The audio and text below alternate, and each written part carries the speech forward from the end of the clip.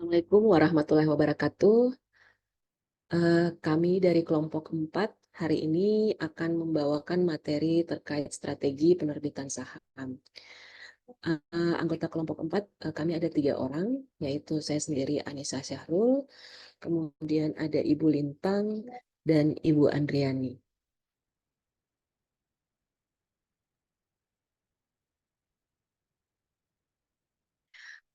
Agenda pembelajaran kali ini terkait strategi penerbitan saham, kita ada 6 agenda, yaitu pengertian saham, jenis saham, penilaian saham dengan metode present value divide, penentuan nilai saham model diskonto dividen, penentuan nilai saham dengan metode PER, dan yang terakhir adalah strategi pembiayaan jangka panjang debitur versus equity financing. Untuk agenda pertama akan saya bawakan yaitu pengertian saham. Investasi dalam bentuk saham merupakan jenis investasi yang paling banyak dipilih oleh sebagian besar investor. Alasannya karena memilih investasi dalam bentuk saham adalah modal yang cukup rendah, praktis, dan dapat dilakukan di mana saja. Untuk menanam saham sendiri kita tidak perlu lagi datang ke kantor saham karena saat ini dengan semakin canggihnya era digital akhirnya memunculkan banyak aplikasi atau program untuk bertransaksi saham. Proses jual beli saham sendiri dilakukan di bursa saham. Dalam proses transaksinya harus dilakukan sesuai dengan peraturan yang dibuat oleh pemerintah yang tujuannya agar investor bisa terlindungi dari praktik penipuan. Dari segi investor, saham dipilih karena transaksinya yang mudah, murah, serta cenderung memiliki risiko yang minim. Jika investor menanam sahamnya di sebuah perusahaan, maka mereka sudah resmi memiliki sebagian dari perusahaan tersebut. Para investor juga akan diberikan bukti tertulis berupa sertifikat saham. Adapun untuk perusahaan menawarkan saham tujuannya adalah untuk mendanai perusahaan mereka. Dengan adanya bantuan dari para investor, perusahaan akan terus berjalan. Maka dari itu investor juga tetap harus memantau saham dari setiap perusahaan. Next slide. Berikut adalah imbalan yang diterima oleh investor beserta risikonya. Yang pertama tentunya imbalannya adalah hak kepemilikan atau control of the firm. Kemudian ada dividen.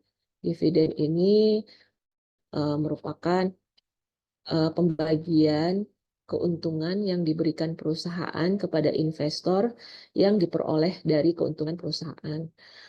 Ini diberikan setelah mendapat persetujuan dari pemegang saham dalam rapat umum pemegang saham atau RUPS. Jika seorang pemodal ingin mendapatkan dividen, maka ia cenderung harus memegang saham tersebut dalam kurun waktu yang relatif lebih lama. Dividen ini yang diberikan kepada investor dapat berupa uang tunai atau berupa dividen saham. Selain itu ada juga capital gain, kemudian untuk risiko itu ada beberapa, yaitu untuk capital gain saya jelaskan kembali. Capital gain ini terbentuk karena adanya aktivitas perdagangan saham di pasar sekunder yang merupakan selisih antara harga beli dan harga jual.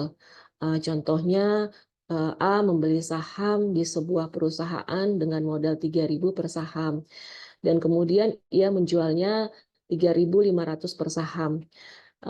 Keuntungan sebesar Rp500 ini bisa dikatakan sebagai capital gain. Kemudian untuk risiko atas kepemilikan saham itu ada capital loss. Capital loss ini kebalikan dari capital gain, yaitu kerugian dari harga jual dan beli saham.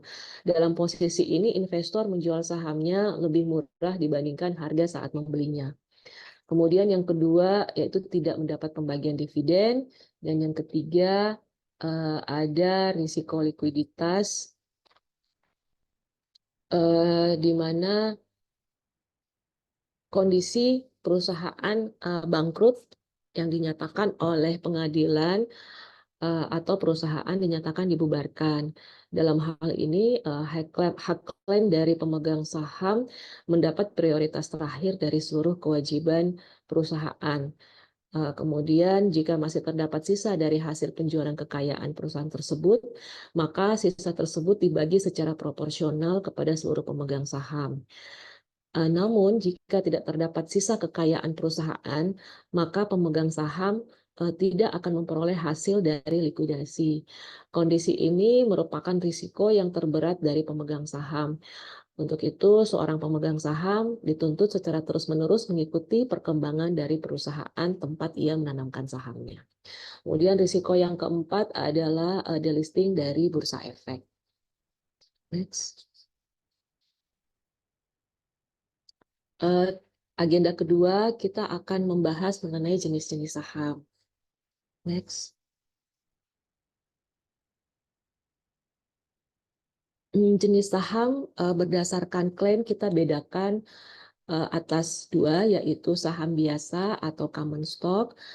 Saham biasa ini merupakan jenis saham yang menempatkan pemiliknya pada posisi paling akhir dalam hal pembagian dividen. Jenis saham ini paling banyak dikenal oleh masyarakat dan juga paling banyak dipilih sebagai bentuk investasi. Dari segi ekonomi dan manajemen keuangan, saham biasa ini dibedakan secara kualitatif berdasarkan kualitas, reputasi, dan nilainya.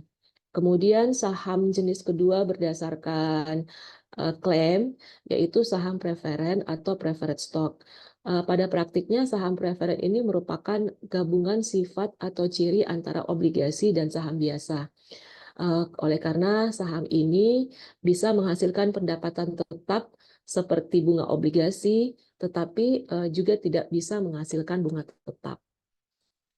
Ada alasan lain kenapa saham preferen ini dikatakan sangat mirip dengan saham biasa, yaitu representasi kepemilikan ekuitas dan juga diterbitkan juga diterbitkan tanpa tanggal jatuh tempo pada lembaran saham. Saham preferen ini diperdagangkan berdasarkan hasil yang ditawarkan kepada investor.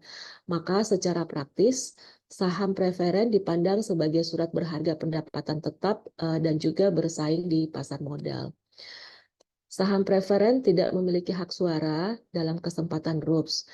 Suara pemegang saham preferen menjadi bahan pertimbangan sebagai pengambilan keputusan dalam perusahaan. Saham preferen merupakan jenis saham yang memberikan prioritas kepada pemegang sahamnya.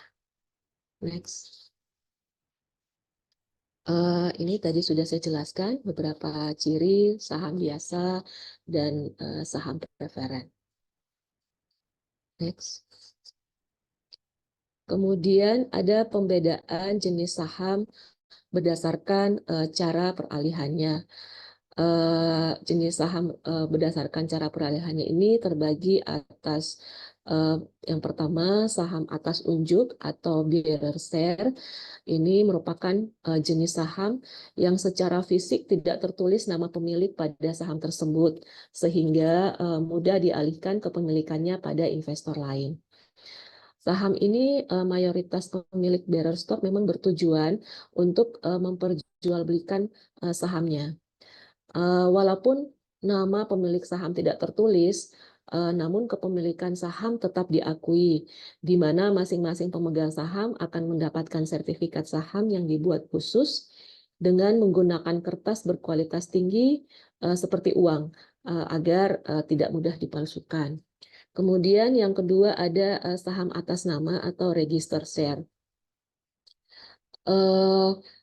Saham ini kebalikan dari bearer share.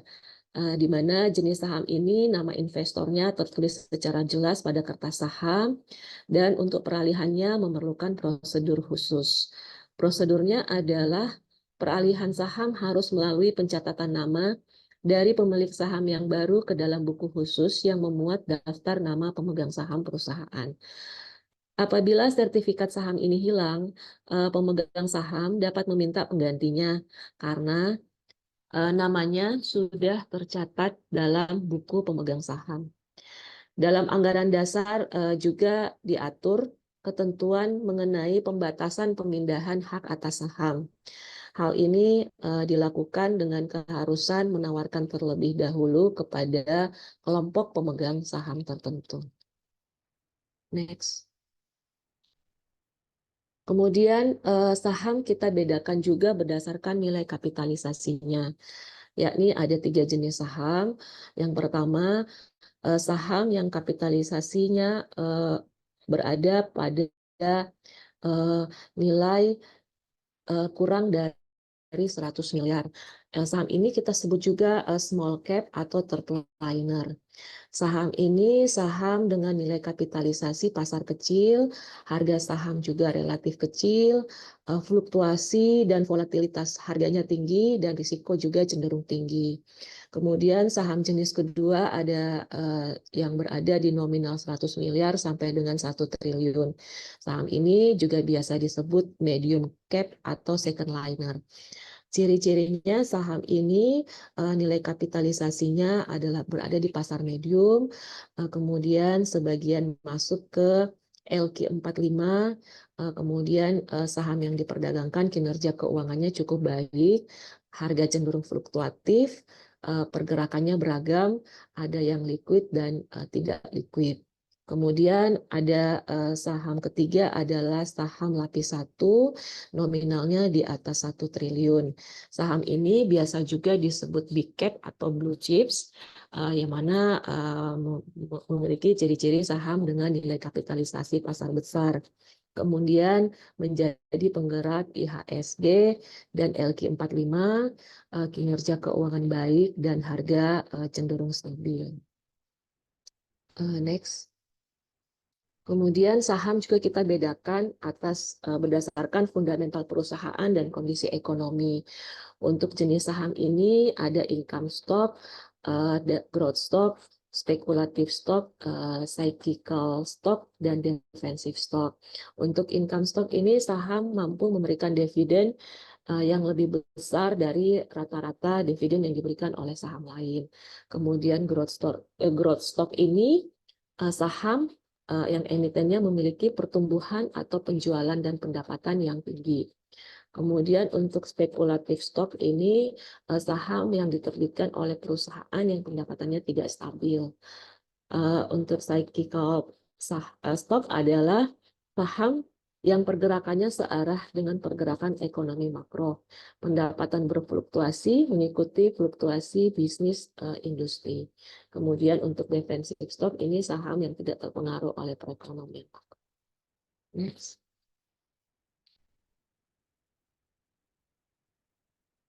Untuk jenis saham berdasarkan kinerja perdagangan terbagi atas 5 jenis, yaitu pertama blue chip stocks. Blue chip stocks ini merupakan jenis saham yang dikeluarkan oleh perusahaan-perusahaan dengan reputasi tinggi. Perusahaan yang menerbitkan saham ini biasanya merupakan petinggi industri dan memiliki penghasilan yang stabil serta konsisten dalam membayar bagi hasil. Selain itu, investor yang punya saham blue chip juga bisa meraih dividen yang stabil. Pasalnya, emiten yang masuk ke daftarnya rajin membagikan dividen. Kemudian ada income stock.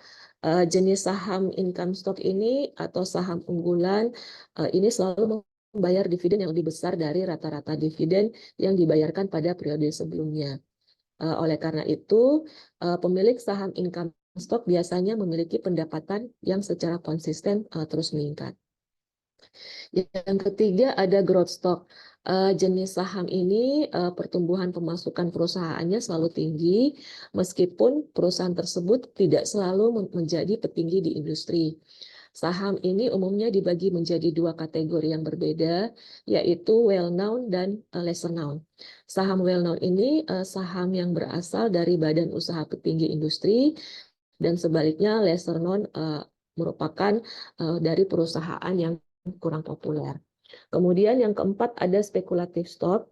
Jenis saham ini juga memberikan keuntungan yang tinggi, tapi tidak dapat memberikan laba secara konsisten. Kategori saham ini cocok bagi investor dengan yang memilih berada profil risiko high risk. Kemudian yang terakhir ada counter cyclical stocks. Ini adalah kategori saham yang biasanya memiliki kondisi paling stabil ketika situasi ekonomi sedang fluktuatif. Hal ini berlaku karena jenis saham ini tidak terpengaruh dengan kondisi ekonomi dan bisnis. Meskipun demikian, keuntungan dari counter cyclical stocks akan bergantung pada perusahaan yang mengeluarkan saham tersebut. Next. Berikutnya adalah saham syariah. Saham syariah menurut Fatwa Majelis Ulama Indonesia adalah bukti kepemilikan atas suatu perusahaan yang tidak bertentangan dengan prinsip syariah. Prinsip syariah yang dimaksud antara lain tidak terkait dengan perjudian, lembaga keuangan konvensional, kemudian bukan merupakan produsen, distributor, penyedia makanan dan minuman haram, kemudian bukan produsen barang atau jasa yang merusak moral, serta perusahaan dengan tingkat hutang pada lembaga keuangan ribawi yang lebih dominan dari modal. Ada dua jenis saham syariah yang diakui di pasar modal Indonesia, yaitu saham yang dinyatakan memenuhi kriteria seleksi saham syariah berdasarkan POJK 35 tahun 2017 tentang kriteria dan penerbitan efek syariah. Kemudian yang kedua, saham yang dicatatkan sebagai saham syariah oleh emiten atau perusahaan syariah berdasarkan POJK 17 tahun 2015. Saat ini ada 5 indeks saham syariah yang ada di pasar modal Indonesia, dan kelima indeks saham tersebut mencerminkan pergerakan harga saham-saham syariah yang dipilih berdasarkan beberapa kriteria tertentu. Pemilihan tersebut dilakukan oleh Otoritas Jasa Keuangan menggunakan daftar efek syariah atau DES sebagai acuan dalam menyeleksi saham tersebut. Next. Berikutnya ada jenis saham lainnya, yaitu saham trisuri atau trisuri stock. Saham trisuri adalah sebuah saham yang dibeli kembali oleh manajemen perusahaan tersebut dari pasar sekunder dengan sebuah tujuan. Saham trisuri biasanya dibeli kembali ketika harga saham perusahaan sedang mengalami penurunan yang cukup drastis. Selain itu, pengertian saham trisuri adalah saham perseroan yang diperoleh kembali oleh perseroan tersebut. Sehingga dapat dikatakan bahwa saham trisuri adalah saham biasa yang diterbitkan dan diperjualbelikan untuk investor, tetapi dibeli kembali oleh perusahaan yang menerbitkan atas nama perusahaan tersebut. Next. Berikutnya, agenda ketiga adalah penilaian saham dengan metode present value dividend. Next. Tujuan penilaian saham. Tujuan kita melakukan penilaian saham adalah untuk menentukan apakah saham ini akan dibeli atau diperjualbelikan pada tingkat return yang sesuai diharapkan, baik dari sisi investor maupun dari sisi perusahaan yang menawarkan saham.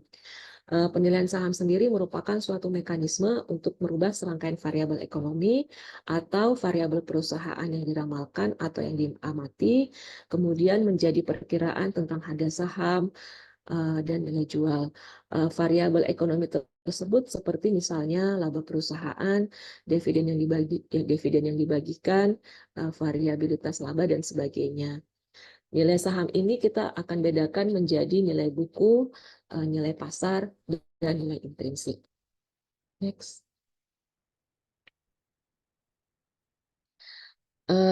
Nilai buku. Nilai buku kita kenal juga sebagai book value per share atau BVPS. Nilai buku adalah sebuah rasio untuk membandingkan jumlah saham yang ada dengan ekuitas dari pemilik atau pemegangnya.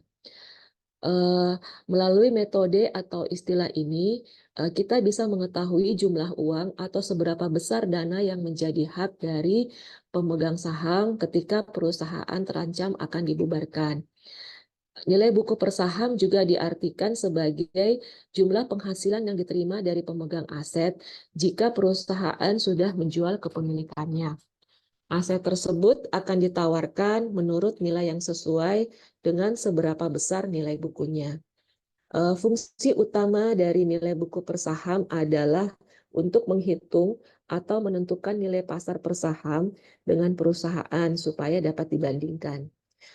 Jika nilai pasar per saham dinyatakan lebih kecil dibandingkan BPVS perusahaan, berarti saham tidak mahal atau under value. Sebaliknya, jika nilai pasar per saham ternyata memiliki jumlah yang lebih tinggi, harganya dapat dikategorikan mahal atau over value, di mana investor dapat mengantisipasi risiko dengan membandingkan kinerja perusahaan dengan hasil dari analisis risikonya. Untuk menghitung nilai buku per saham ini menggunakan rumus nilai buku adalah total ekuitas dibagi jumlah saham yang beredar. Next. Kemudian ada nilai pasar atau market value. Nilai pasar saham atau market value adalah harga saham yang tertera pada bursa berdasarkan penetapan oleh pelaku pasar. Nilai pasar tersebut merupakan hasil dari permintaan dan penawaran saham yang terkait yang terjadi di bursa efek. Dalam perdagangan saham, nilai pasar juga digunakan sebagai acuan tentang nilai kapitalisasi pasar suatu perusahaan yang diperdagangkan secara publik dan diperoleh dari perkalian jumlah saham yang beredar dengan harga saham terbaru. Nilai pasar ini dapat berubah-ubah secara fluktuatif berdasarkan gelombang bisnis yang terjadi di perdagangan. Nilai tersebut dapat menurun apabila pasar bearish. Bearish ini untuk harga saham yang turun. Apabila pasar bearish menyertai resesi dan dapat meningkat apabila pasar bullish atau naiknya harga saham. Next. Berikutnya adalah nilai intrinsik.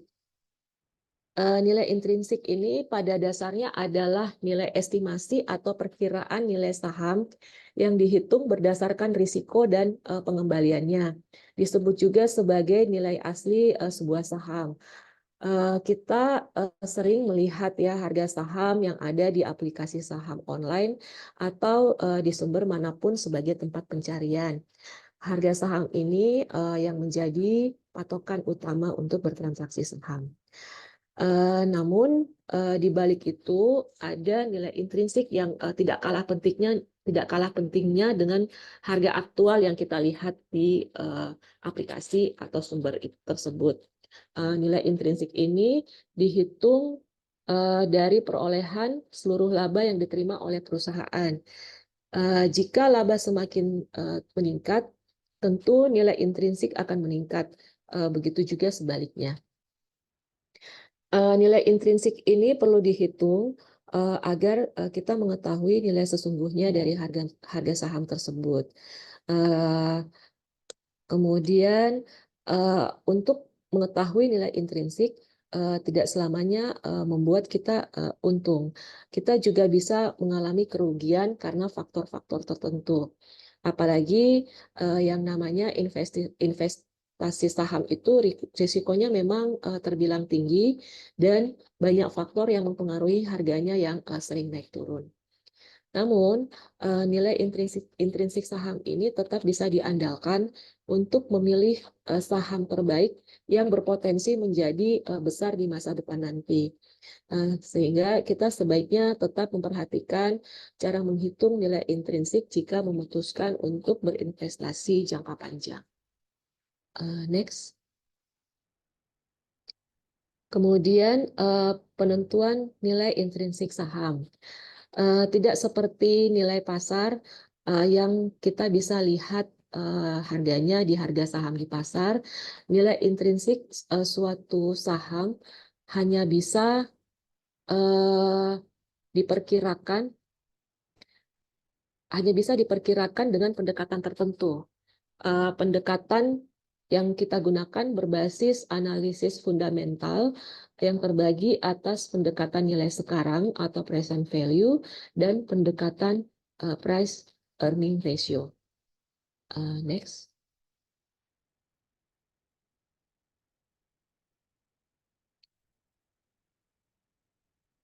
Dalam pendekatan nilai sekarang, perhitungan nilai saham dilakukan dengan menghitung nilai sekarang atau present value. Semua aliran saham yang diharapkan di masa datang dengan tingkat diskonto sebesar tingkat return yang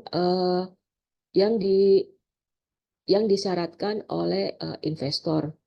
Aliran kas ini bisa dipakai dalam penilaian saham dengan pendekatan nilai sekarang adalah earning perusahaan atau berupa earning yang dibagikan dalam bentuk dividen. Tingkat return yang disyaratkan merupakan tingkat return minimal yang diharapkan oleh investor atas pembelian suatu saham. Next. Agenda keempat, kita akan membahas mengenai penentuan nilai saham model diskonto dividen.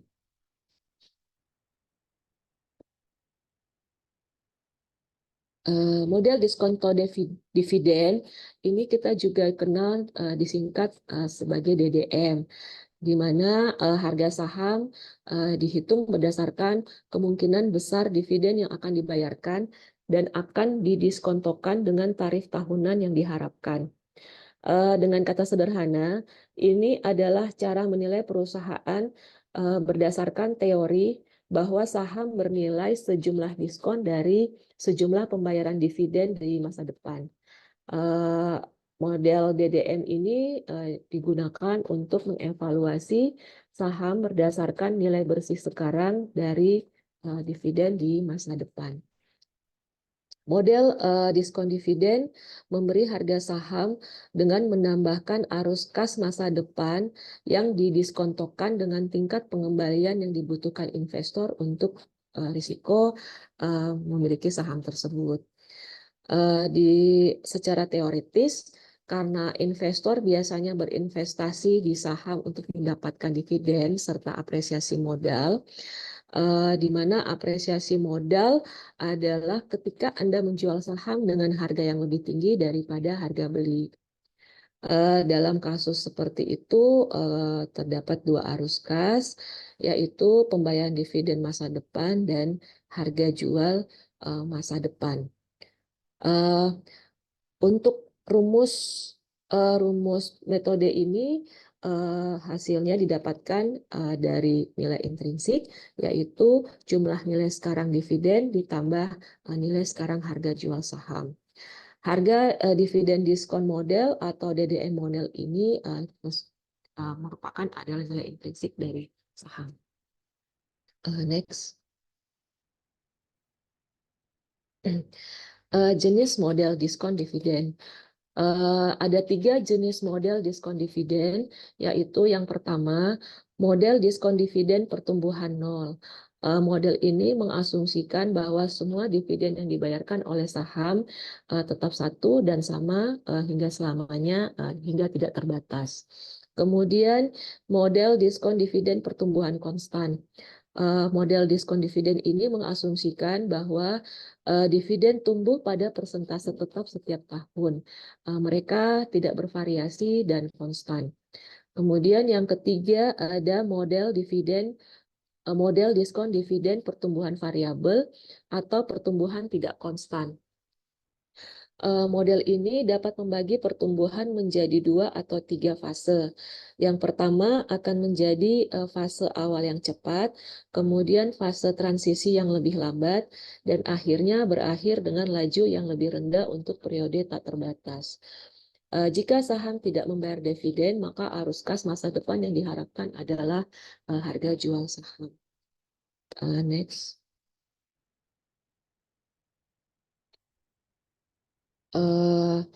Model diskon dividen pertumbuhan nol. Model pertumbuhan nol ini mengasumsikan bahwa dividen ini selalu tetap sama, yaitu tidak ada pertumbuhan dalam dividen. Oleh karena itu, harga saham akan sama dengan dividen tahunan dibagi dengan tingkat pengembalian yang disyaratkan.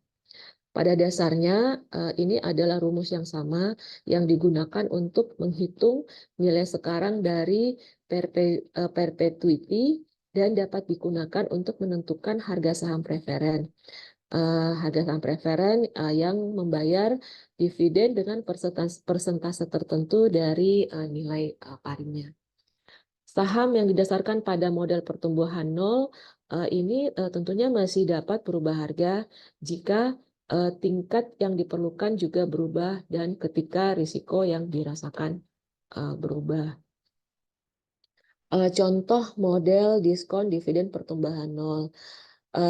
Jika saham preferen membayar dividen sebesar $1.80 per tahun dan tingkat pengembalian yang disyaratkan untuk saham tersebut adalah 8%, maka nilai intrinsiknya adalah $1,80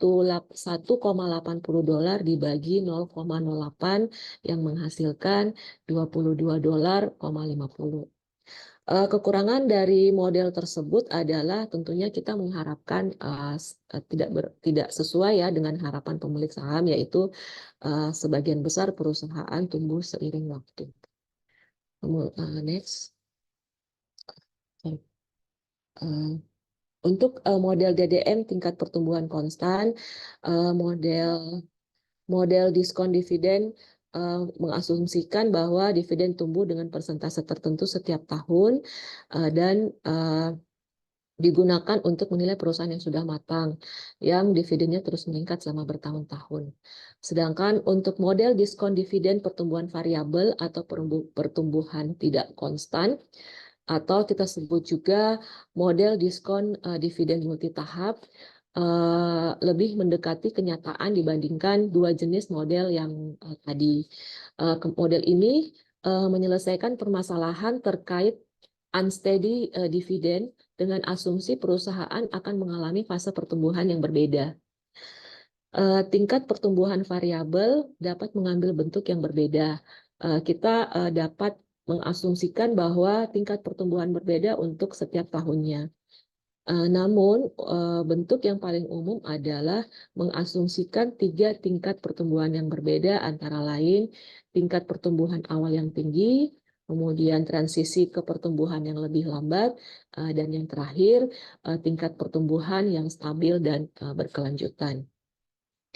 Pada dasarnya, model tingkat pertumbuhan konstan diperpanjang dengan setiap fase pertumbuhan dihitung menggunakan metode pertumbuhan konstan, tetapi menggunakan tingkat pertumbuhan yang berbeda untuk fase yang berbeda. Nilai sekarang dari setiap tahap ditambahkan bersama untuk mendapatkan nilai intrinsik saham. Next. Terdapat keuntungan dan batasan atas model diskon dividen ini. Yang pertama, keuntungannya adalah sound logic, di mana model diskon dividen mencoba menilai saham berdasarkan semua profil arus kas masa depan. Di sini arus kas masa depan tidak lain adalah dividen. Selain itu, hanya ada sedikit subjektivitas dalam model matematikanya. Oleh karena itu, banyak analis menunjukkan kepercayaan pada model ini. Kemudian bisnis yang matang.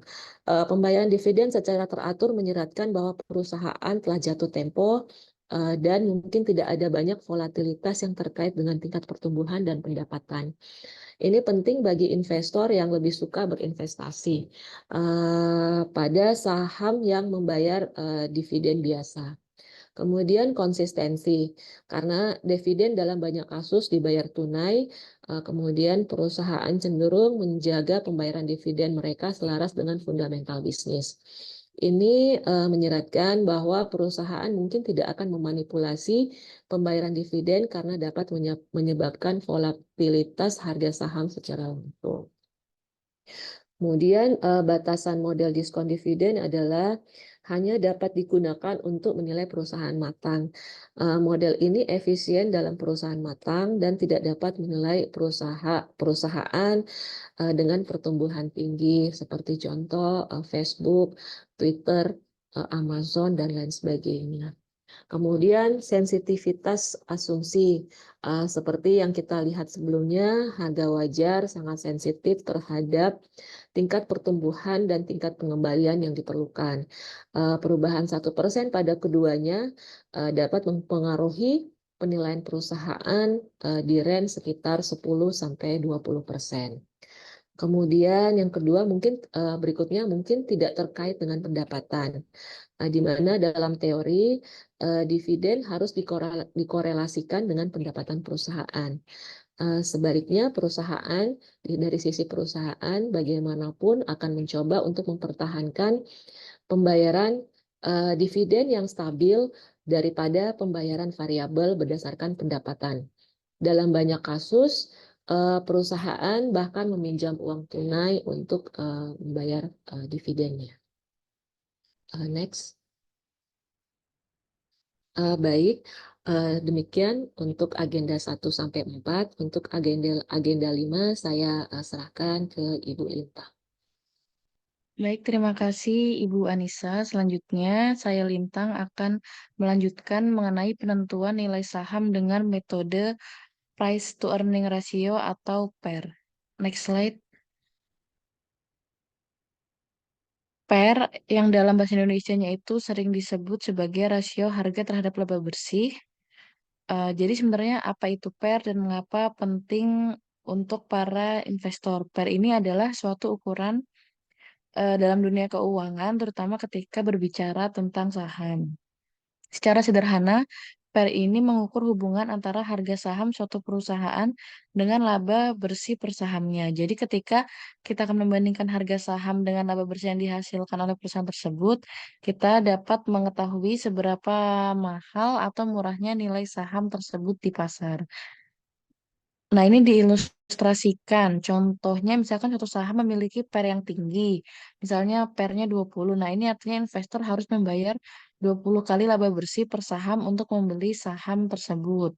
Di sisi lain, jika PER-nya rendah, artinya investor hanya perlu membayar 10 kali laba bersih per sahamnya.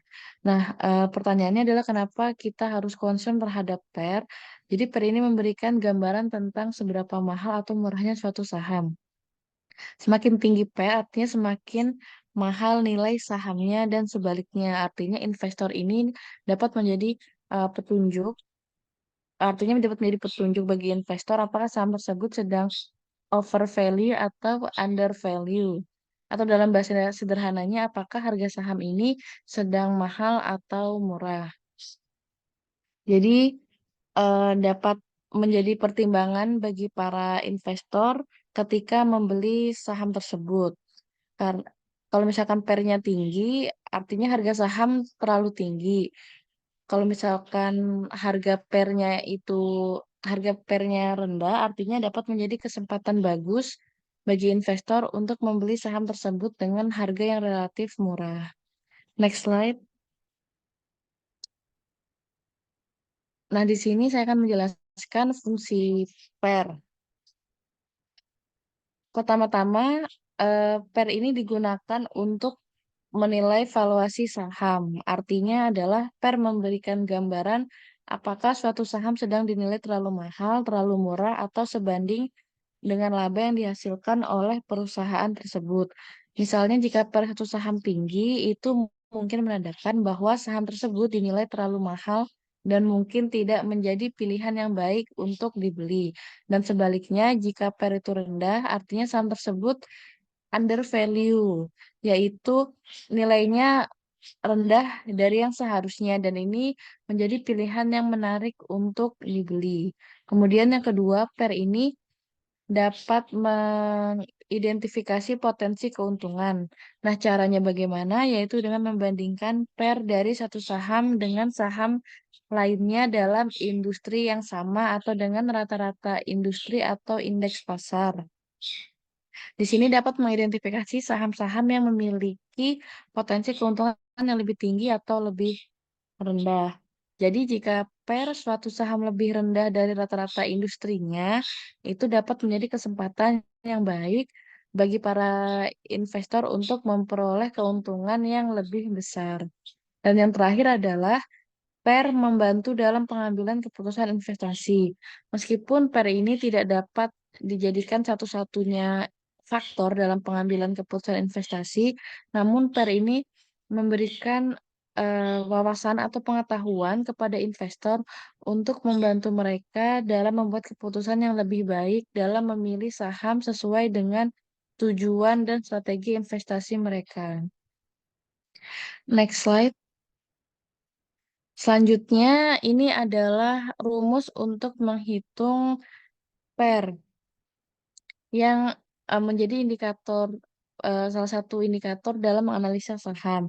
Rumusnya ini adalah PER sama dengan harga saham dibagi laba bersih per saham, di mana harga saham adalah harga pasar saham pada saat itu. Ini adalah harga yang kita lihat ketika kita melihat daftar saham di bursa efek atau platform perdagangan online. Kemudian laba bersih per saham adalah laba bersih perusahaan yang dibagi dengan jumlah saham beredar. Nah, ini memberikan gambaran tentang berapa laba yang dihasilkan oleh perusahaan untuk setiap saham yang beredar. Nah, bagaimana cara menggunakan rumus ini? Pertama-tama kita perlu mencari tahu harga saham pada saat itu. Kemudian kita perlu mencari tahu berapa bersih nih laba perusahaan dan jumlah saham yang beredar. Setelah kita memiliki semua informasinya ini, kita dapat memasukkannya ke dalam rumus PER.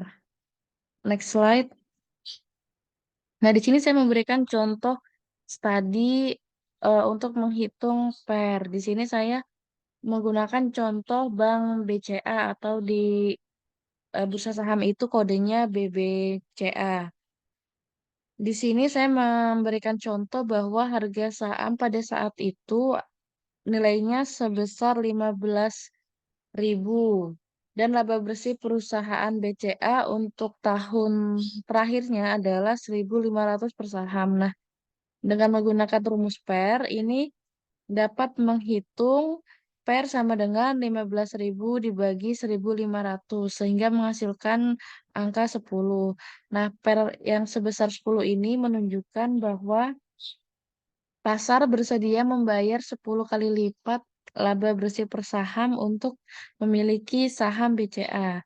Dalam konteks ini dapat diinterpretasikan bahwa saham BCA ini dinilai dengan wajar oleh pasar, tidak terlalu murah dan tidak terlalu mahal. Namun penting juga diingat bahwa kesimpulan ini harus dipertimbangkan bersama dengan faktor-faktor lain seperti tren historinya dari per Bank BCA itu sendiri, kemudian dari per industri perbankan dan juga prospek pertumbuhan perusahaan serta kondisi pasar secara keseluruhan sebelum membuat keputusan investasi. Next slide. Kesimpulan dari price to earning ratio atau PER adalah pertama-tama kita harus mengingat bahwa PER ini tidak boleh dijadikan satu-satunya faktor dalam pengambilan keputusan investasi. Ada banyak faktor lain yang juga perlu dipertimbangkan seperti siklus bisnis, pertumbuhan perusahaan, kondisi pasar, dan kebijakan dividen perusahaan. Hal ini karena PER ini dapat dipengaruhi oleh berbagai faktor tersebut. Jadi penting juga nih bagi para investor untuk melihat pair bersama dengan analisa fundamental dan faktor-faktor lainnya agar dapat membuat keputusan investasi yang lebih baik sesuai dengan target yang akan kita capai. Namun meskipun demikian, PER ini tetap merupakan indikator penting yang dapat memberikan pengetahuan tentang valuasi saham dan ekspektasi pasar terhadap kinerja perusahaan di masa mendatang. Dengan memahami PER dan konteksnya, investor dapat mengambil keputusan investasi yang lebih terinformasi dan berpotensi menghasilkan hasil yang lebih baik dalam jangka panjang.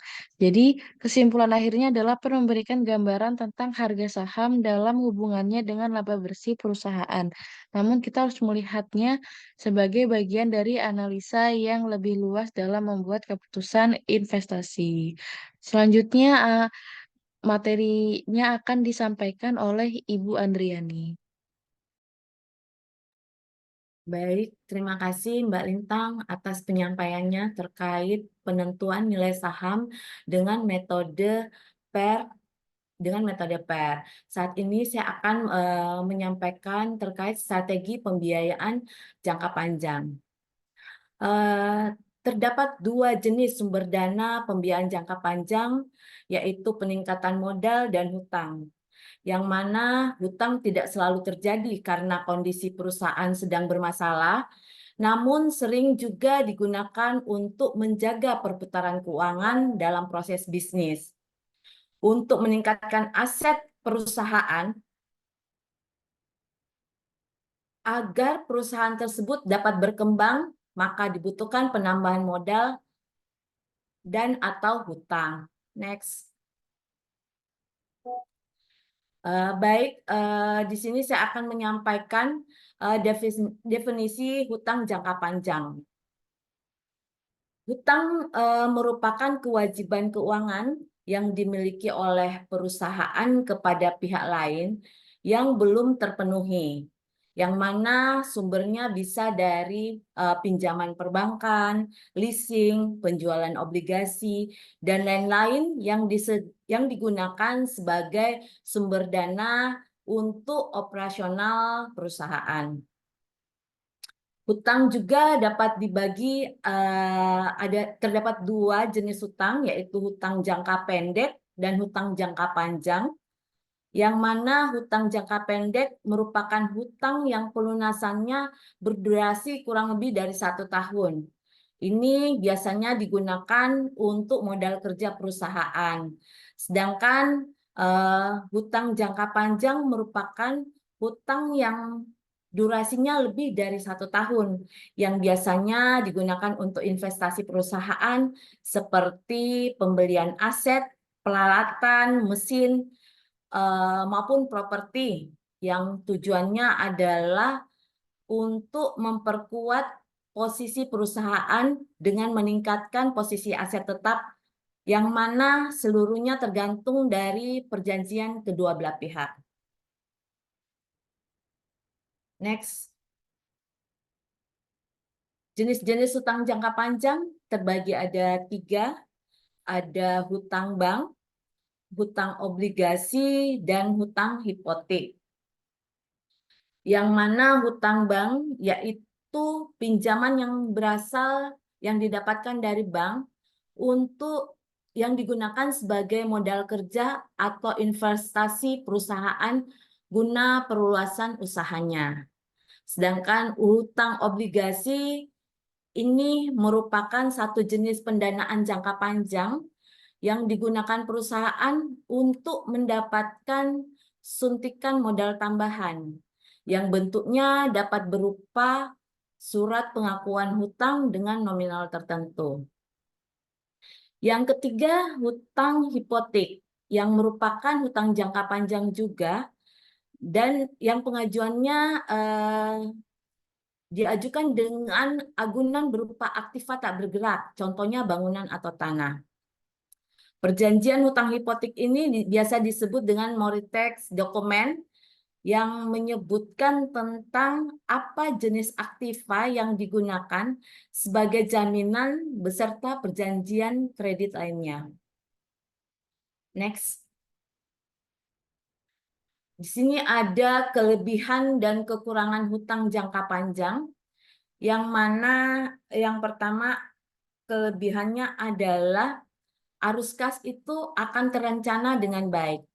Artinya, bahwa hutang jangka panjang memiliki bunga yang bersifat tetap, sehingga akan lebih mudah dalam membuat perencanaan secara terstruktur dalam mengatur perhitungan untuk melunasi hutangnya. Yang kedua adalah mempertahankan tingkat keuntungan, yaitu tanggung jawab peminjam hanya bertanggung jawab untuk mengembalikan pinjaman termasuk bunga dalam jangka waktu yang telah disepakati atau yang telah ditetapkan. Artinya bahwa peminjam tidak dapat mengklaim berapa keuntungan laba perusahaan tersebut. Yang ketiga adalah kendali atas pemilikan perusahaan. Pemilik bisnis ini bebas mengambil keputusan tanpa adanya campur tangan dari investor, sehingga bisa mempertahankan kendali terkait tujuan dan strategi pengembangan bisnis. Yang keempat adalah bunga dan biaya yang terkait dengan perjanjian pembiayaan utang dapat dikurangkan dengan pajak jika perusahaan mempunyai hutang yang mana terdapat bunga dalam hutang tersebut, maka bunga dapat digunakan sebagai pengurangan pajak. Kekurangan hutang jangka panjang yaitu memerlukan jaminan tambahan. Sebelum memberikan pinjaman, investor kreditur biasanya akan meminta jaminan berupa aset yang dimiliki oleh pemilik bisnis untuk menjamin kelancaran pembayaran dari pemilik bisnis. Yang ketiga adalah resiko tinggi. Jadi untuk hutang jangka panjang ini sangat beresiko tinggi, yang mana resikonya ini akan ditanggung oleh pemilik bisnis.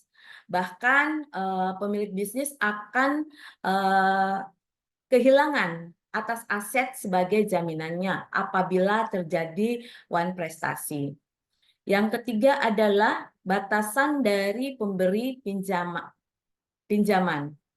Pemberi pinjaman dapat menetapkan batasan bagi pemilik bisnis dalam menggunakan hutang untuk menjalankan operasionalnya. Next. Terdapat beberapa faktor yang akan mempengaruhi pemilik usaha dalam memilih hutang jangka panjang sebagai sumber dananya. Yang pertama adalah struktur aset yang jadi semakin besar. Semakin besar struktur aset sebuah perusahaan, maka perusahaan tersebut akan menggunakan hutang jangka panjang sebagai sumber pendanaannya. Karena ini disebabkan aset tersebut dapat dijadikan jaminan untuk hutangnya. Yang kedua adalah profitabilitas.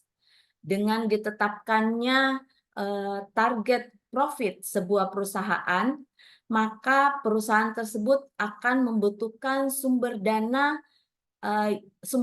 untuk perputaran bisnisnya. Yang ketiga adalah kondisi internal perusahaan. Di dalam mengambil suatu hutang jangka panjang, perusahaan juga ataukah perbankan yang akan memberikan pinjaman kepada perusahaan tersebut akan melihat seberapa besar liquidnya perusahaan yang akan mengambil pinjaman. Yang keempat adalah resiko bisnis. Pastinya selalu akan ada resiko dalam proses bisnis sebuah perusahaan, yang mana perusahaan akan menghitung resiko yang akan timbul dalam setiap proses yang akan dijalankan. Sehingga perusahaan yang sehat tidak akan mengambil hutang yang sangat besar sebagai sumber pendanaannya. Yang kelima adalah ukuran perusahaan. Semakin besar sebuah perusahaan, akan semakin banyak juga pilihan dalam melakukan proses bisnis. Apakah itu akan bersumber dari penyertaan modal ataukah hutang jangka panjang? Next. Berikutnya saya akan menyampaikan strategi pembiayaan hutang jangka panjang. Next.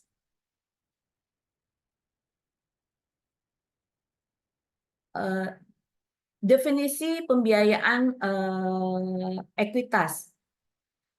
Ini adalah suatu bentuk pendanaan di mana perusahaan akan memperoleh dana dengan menjual sebahagian kepemilikan sahamnya kepada investor eksternal untuk memperoleh modal. Nah, investor juga yang akan membeli saham tersebut pasti akan melihat berapa besar profit atau keuntungan yang dimiliki oleh sebuah perusahaan, sehingga investor berniat untuk tertarik, maksudnya tertarik untuk membeli saham tersebut. Dalam pembiayaan ekuitas tidak ada kewajiban pengembalian dana. Hal ini yang berbeda dengan hutang. Kalau ekuitas itu tidak ada kewajiban untuk mengembalikan dana, tetapi pemegang saham akan mendapatkan dividen atas profit yang telah didapatkan oleh sebuah perusahaan. Next. Nah, ada dua sumber pembiayaan ekuitas, ada angel investor dan modal ventura, yang mana merupakan angel investor itu merupakan investor perorangan maupun grup yang memiliki kekayaan yang besar sehingga membutuhkan dana dalam jumlah besar juga untuk masuk dalam manajemen suatu bisnis. Sedangkan untuk modal ventura sendiri adalah investor ataupun pemodal yang profesional yang umumnya sudah menjadi perusahaan ventura yang nantinya akan menyiapkan dana besar untuk membantu pembiayaan suatu perusahaan. Next. Nah, keuntungan pembiayaan ekuitas yaitu dapat uang tunai dari investor mulai bisnis untuk semua pada saat memulai bisnisnya, mulai biaya di awal sehingga perusahaan itu dapat berjalan tanpa beban hutang. Yang kedua adalah tidak perlu lagi membayar mengembalikan uang yang telah diinvestasikan. Namun investor tersebut akan memiliki saham atau hak dalam perusahaan tersebut, yang mana setiap tahunnya itu apabila perusahaan tersebut untung, investor akan mendapatkan dividen dari keuntungan perusahaan. Yang ketiga adalah investor tidak perlu lagi mencari keuntungan dengan cepat karena tidak ada jangka waktu pengembalian dananya. Next. Tujuan equity financing ada 5, yaitu memperoleh dana usaha, memecah kesulitan keuangan, mendapatkan profit, menjamin adanya investasi, dan memperbaiki kondisi perusahaan. Next. Strategi pembiayaan ekuitas ada melalui IPO, yang mana ini melibatkan penjualan saham